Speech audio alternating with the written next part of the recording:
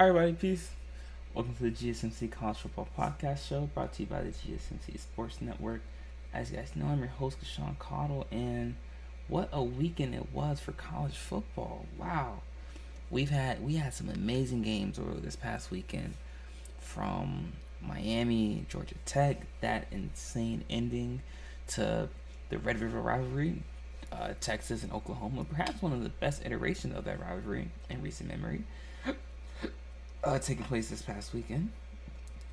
We had the matchup between Alabama and Texas A&M, another close game, and also the matchup between LSU and Missouri.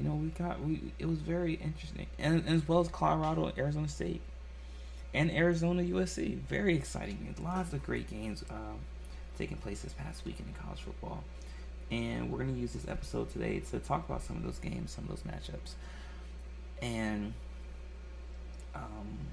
we're just going to talk about the takeaways from a couple of those games. So, that being said, guys, we're going to go ahead and get right into it. But if you haven't already, be sure to hit that like button, hit that subscribe button as well, so you guys can stay up to date on all of our latest content. And be sure to follow us on Patreon as well. You can do so by going to patreon.com, clicking on the search bar, and typing in GSMC Sports. That way you can get access to all of our exclusive content that we post daily. And if you like to support our network and our company, you can do so by following the link in the ticker below. It's streamelements.com/GSMC Sports Network/tip. Once again, it's streamelements.com/GSMC Sports Network/tip. None of this is possible as you guys are fans. We're so grateful and honored for all the love and support that you show us, and it's a blessing to be here to have this platform and share my thoughts on the wonderful world of college football with you guys. So, that being said, let's go ahead and get right into it, guys. Alright, so let's start with the matchup we saw over the weekend between Notre Dame. Oh, sorry, not Notre Dame, Louisville. We're going to start between LSU and Missouri. Yeah, let's start with the SEC matchup. So we'll start with the matchup between LSU and Missouri. Excuse me. SEC matchup between at the time, LSU ranked 22nd and Missouri was ranked number 23. And if you remember, guys, during our preview matchup, we actually talked about how this was going to be a high-scoring game. This was going to be a high-scoring game because LSU's secondary has been struggling all year, surprisingly, and Missouri's defense hasn't played an offense as good as LSU's offense. So I feel like this was, we thought that this would be a matchup for a high-scoring game. Perfect formula for one, right? And we were absolutely right, because if we check the scores,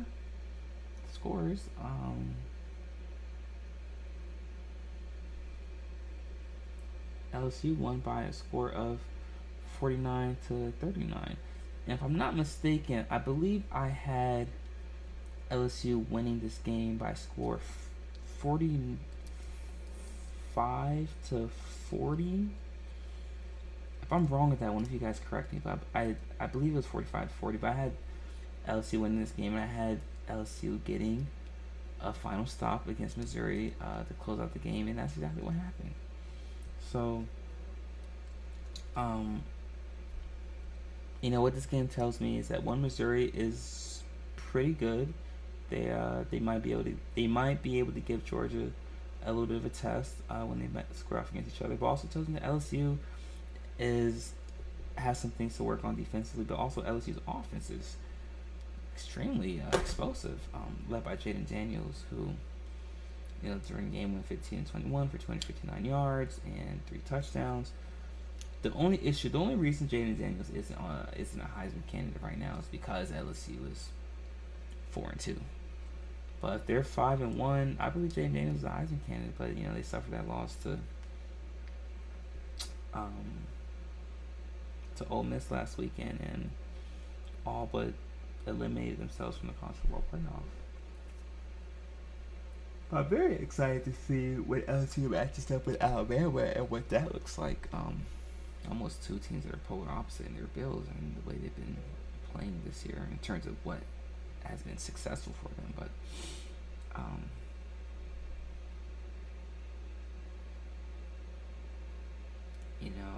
LSU they They outscored Missouri 22-7 in the fourth quarter.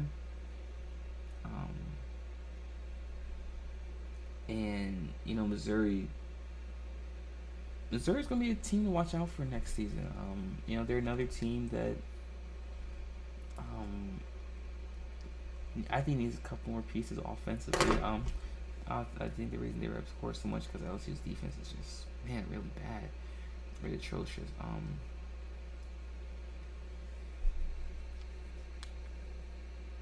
But it was an exciting game nonetheless, and we were able to take quite a bit away from both teams from this matchup.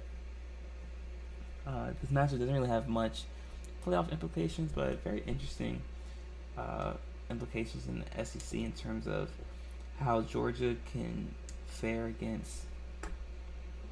How Missouri will fare against Georgia when they square off against each other, and how LSU will fare against Alabama when they square off against each other later on in the season. Very interesting, possible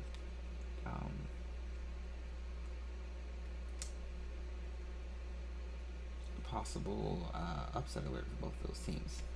But let me know what you guys thought about this game. Do you guys think this was an exciting game? Were you expecting LSU to win, or did you have Missouri pulling off the upset? Not really an upset though. I wouldn't call it an upset because LSU was ranked 23 at the time. Missouri was ranked 21. Wouldn't really call it an upset. But let me know what you guys think. In our next segment, guys, we're going to be discussing another very exciting matchup from this past weekend. So be sure to stick around for that, guys. You're not going to miss it. I'll be right back.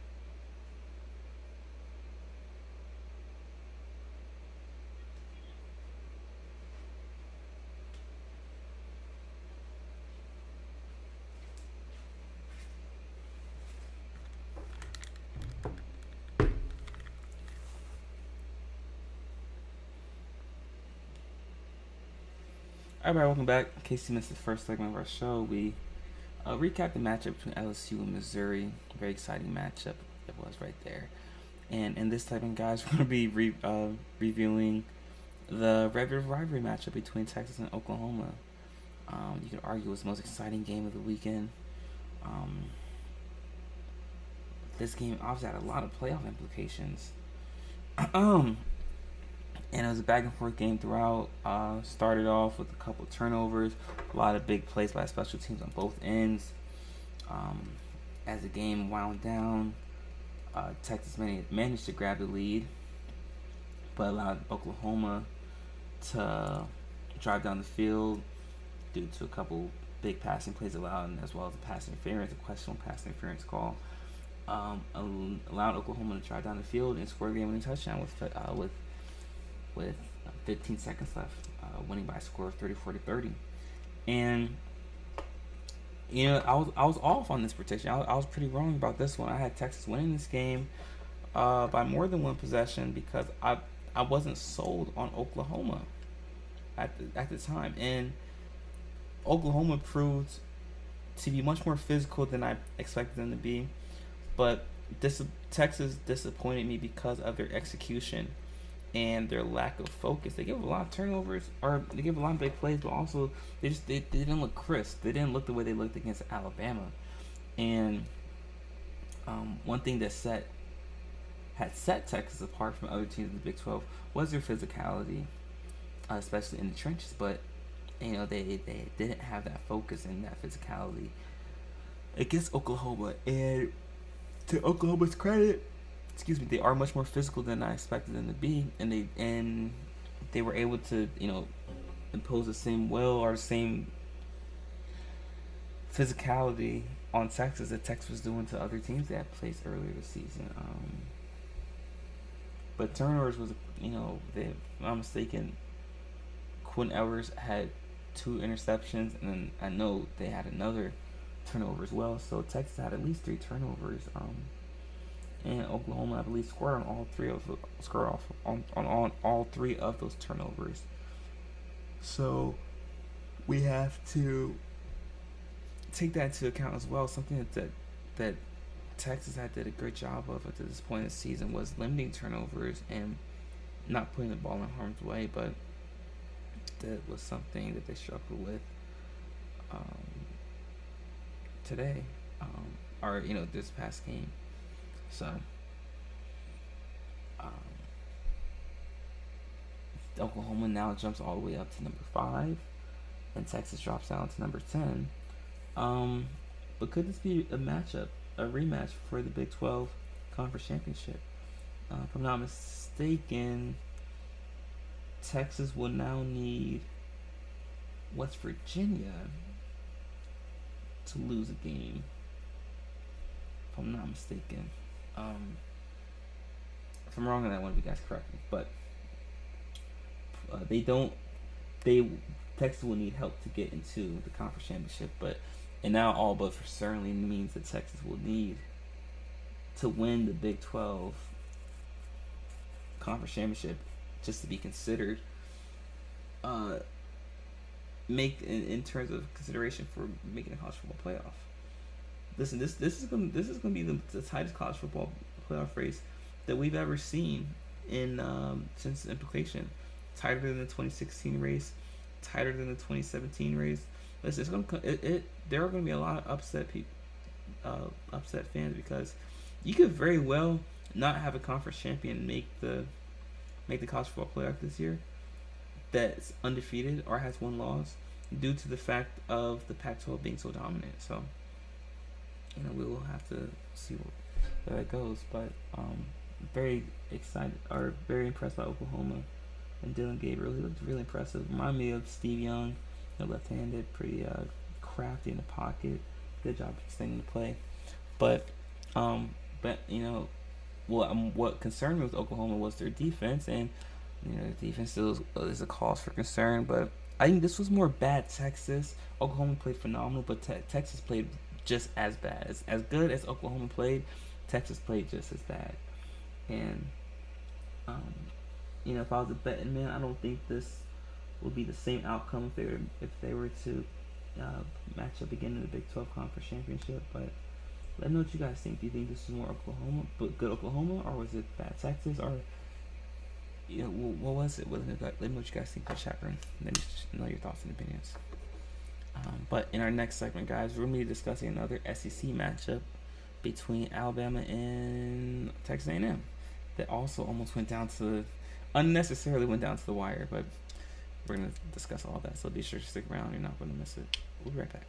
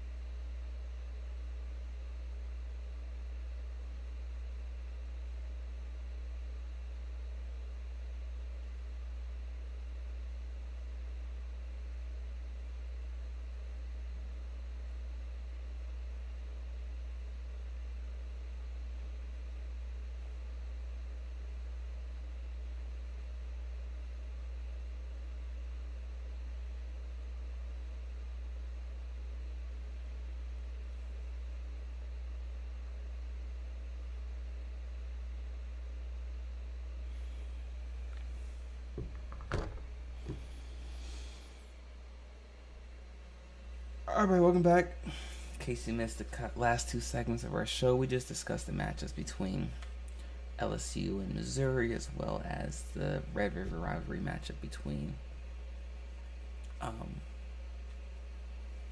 Texas and Oklahoma. But now we're gonna go discuss an SEC matchup between Alabama and Texas A&M.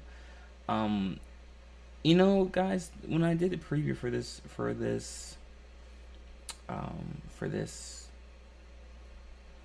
game, I talked about how matchup predictor in Vegas had this game being close, but I didn't think this game was going to be particularly close. I watched Alabama extensively as well as Texas A&M, the SEC as a whole, but I thought that Alabama would impose their will as the game went on, and they did. And if you watch the game, you know that game wasn't really as close as that score said it was. However, I'm not making excuses, but here's the issue: Alabama's lack of focus. They had 13 penalties, which is the third most by a Nick Saban team. And if remember, two losses they had last year to LSU and Tennessee. Against Tennessee, they had 19 penalties, which is the most ever by Nick Saban since he's been at Alabama. And against LSU, they had 15, which is another loss. And you typically don't see that by Nick Saban-led teams. But over the past 3 years, you've seen his teams have games like this where they lose focus and they have multiple penalties like this. And that's a little bit of a cause for concern if you're Alabama. But if you're optimistic and you're looking at the silver lining, you're able to say, listen, we played terrible. We had a lot of penalties and we didn't close out the game the way we should have, but we still managed to win a great game and perform well. So, you didn't give your best effort, you didn't play your best performance, but still managed to look dominant. And Jalen Miro looked good, even though he almost put Alabama in harm's way again by not taking the knee, instead passing the ball, which caused him to need to run the play on fourth down, supposed to run out the clock.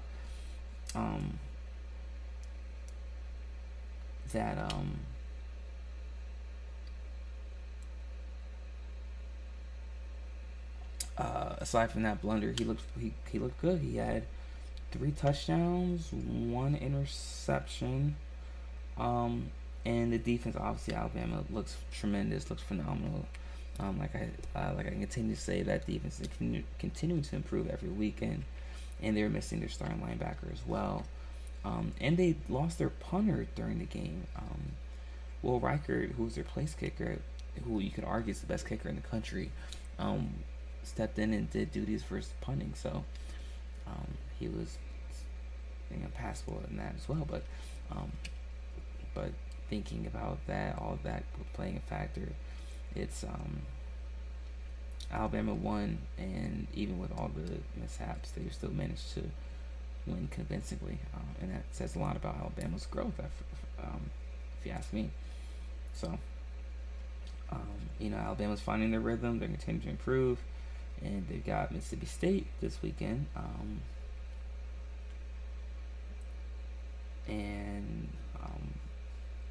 I'm sorry, not Mississippi State, Arkansas. My apologies. They have Arkansas this weekend, so that'll be another interesting matchup as well for them.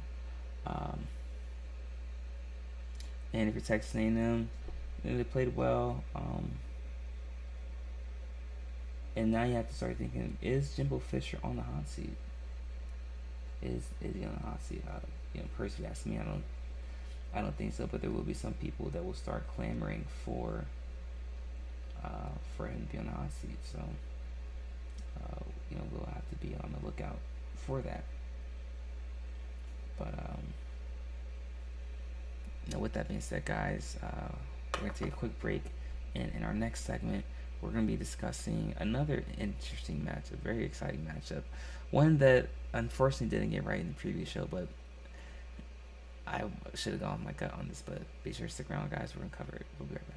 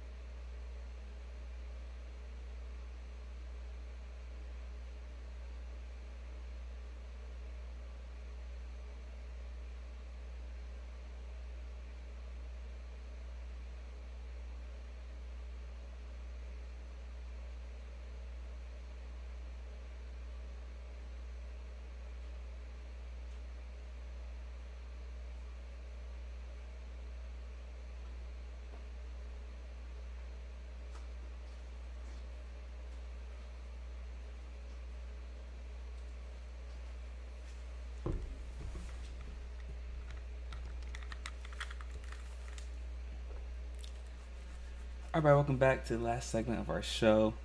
In case you missed it, we have been reviewing the top games of the week. We covered Alabama, Texas A&M, Texas, Oklahoma, and LSU, Missouri. And in this last segment, guys, we're going to be discussing reviewing the matchup between Notre Dame and Louisville. And there's no other way to describe this game as just an old-fashioned beatdown by Louisville. And I wanted to go with Louisville in this matchup, but I didn't want to make it seem like I was being hard on Notre Dame because I had picked against Notre Dame the past 2 weeks when they played Duke, and obviously when they lost to Ohio State, I picked that one, but. I didn't want to pick them to lose 3 weeks in a row. I just felt like I was being harder, and honestly, I went on almost spent an entire segment speaking about how they're constantly overrated by the 8 people in the committee. But I should have just went with my gut because I was right. Listen, Notre Dame had not faced an offense as good as Louisville's all season. I'm not sold on Ohio State at all, and Louisville's defense had been pretty consistent all year, and everything we talked about came to fruition, man. We talked about how Notre Dame struggles offensively. We saw they struggled offensively throughout the entire game, and they didn't get into the red zone until late in the fourth quarter throughout the entire game. So obviously this loss completely eliminates Notre Dame from the college football playoff, and now they're back to the drawing board again. But I do think they're developing, but it's just hard to recruit. Listen. It will be hard, even with the NIL. It will still be difficult for Notre Dame to get guys because they're not in a conference. It'll be hard. And there's just no other way around that. But Louisville looks good, and now you say in the ACC, okay, maybe now there's someone that can give Florida State a little bit of a challenge, so they run for their money in Louisville. So that'll be interesting to see how that matchup fares moving forward then between Louisville and Florida State when they match up against each other later on in the season. I'll actually be excited to watch that matchup. But, for me, this game didn't tell me anything that I didn't know already about Notre Dame. It told me a lot about Louisville. I just wish I would have went with my pick. My initial pick of Notre Dame over Louisville in this matchup. But let me know what you guys think. What did you guys think about this matchup right here? Were you expecting this? Was it bad Notre Dame, good Louisville, or just good Louisville overall, or what was the case right here? Share your thoughts in the chat room, guys. I'd love to hear all about it. But with that being said, guys, that's it for our show for today. Thank you so much for tuning in. It's been a wonderful episode. If you haven't already, be sure to hit that like button, hit the subscribe button as well, so you guys can stay updated on all of our latest content that we post daily. Be sure to follow us on Patreon as well. You can do so by going to patreon.com, click on the search bar and typing in GSMC Sports. That way you can gain access to all of our exclusive content that we post daily. And if you'd like to support our network and our company, you can do so by following the link in the ticker below.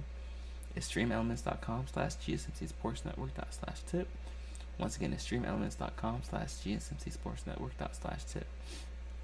None of this is possible if you guys are fans. Are so grateful and honored for all the love and support that you show us, and it's a blessing to have this platform and share with you guys my thoughts and insight on the world of college football.